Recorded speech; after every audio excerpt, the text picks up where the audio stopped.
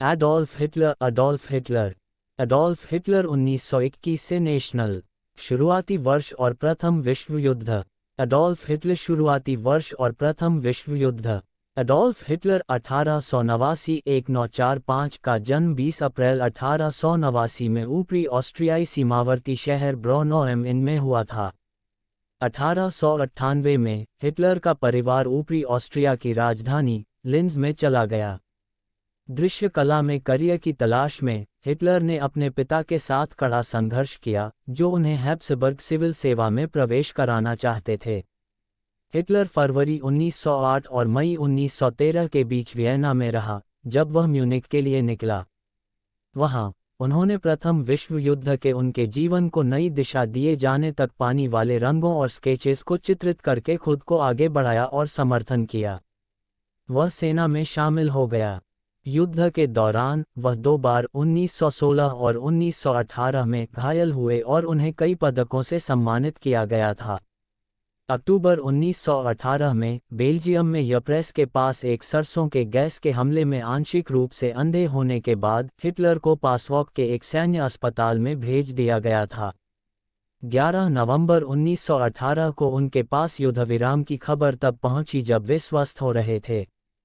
नवंबर 1918 में अस्पताल से छुट्टी मिलने पर हिटलर म्यूनिख लौट आए।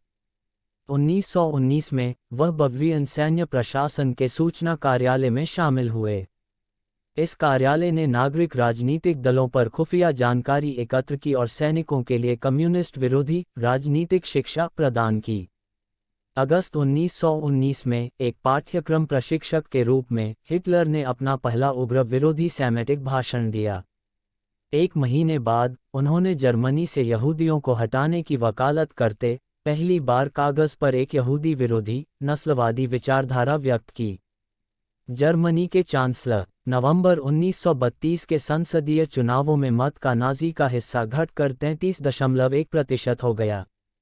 इस कमी ने हिटलर की अपील को धूमिल कर दिया और नाजी पार्टी में एक राजनीतिक और वित्तीय संकट पैदा हो गया।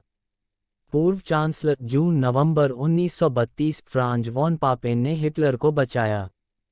वॉन पापेन का मानन था कि नाजी चुनावी नुकसानों ने उन्हें अधिक अनुभवी लेकिन अलोकप्रिय रूढ़िवादी अभिजात वर्ग द्वारा नियंत्रित करने के लिए अधिक संवेदनशील बना दिया। हिटलर के साथ चांसलर के रूप में नाजी जर्मन राष्ट्रवादी गठबंधन को जोखिम में डालने के लिए वॉन पापेन ने जनवरी 1933 की शुरुआत में हिटलर और जर्मन राष्ट्रवादियों के साथ समझौता किया। उन्होंने राष्ट्रपति पॉल वॉन हिंडनबर्ग को मना लिया कि जर्मनी अन्य विकल्पों से बाहर था। अनिच्छा से वॉन हिंडनबर्ग ने हिटलर को 30 जनवरी 1933 को चांसलर नियुक्त किया। चांसलर के रूप में उनकी नियुक्ति के बाद अडोल्फ हिटलर ने नाजी राज्य की नींव रखना शुरू कर दिया।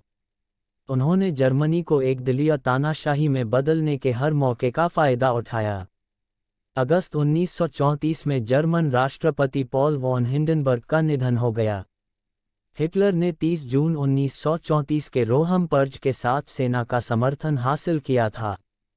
उन्होंने राष्ट्रपति पद को समाप्त कर दिया और खुद को जर्मन लोगों का फ्यूहरर घोषित कर दिया। फॉक सभी सैन्य कर्मियों और सभी सिविल सेवकों ने फ्यूहरर के रूप में हिटलर के प्रति व्यक्तिगत वफादारी की एक नई शपथ ली। हिटलर रीच चांसलर सरकार के प्रमुख का पद भी संभालते रहे।